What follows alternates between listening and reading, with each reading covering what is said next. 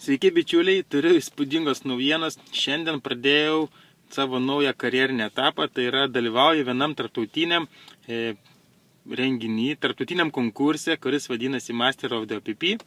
Tai yra atvirų viešų prezentacijų meistras ir šiandien kartu su vienu iš savo kolegų, Juozu Skaisgiriu, filmavome būtent tą prezentaciją, kuri truko 30 minučių. Tai yra viešas pristatymas. Taigi tai yra, kaip sakyt, naujas dalykas mano karjeroje ir mano versle.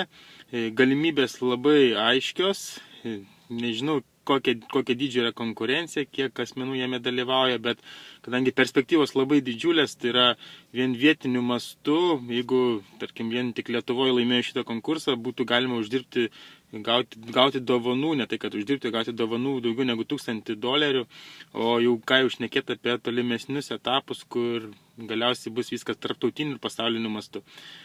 Taigi, jeigu norite būti įvykių sūkury ir stebėti, kaip man sekasi ir kaip tobulėju, būtent pristatinėdamas įvairius projektus, ateikite į prezentacijas arba prenumeruokite mano kanalą, kur matysite viską, kaip aš tobulėju ir kaip man sekasi toliau. Gerai, ačiū Jums ir iki.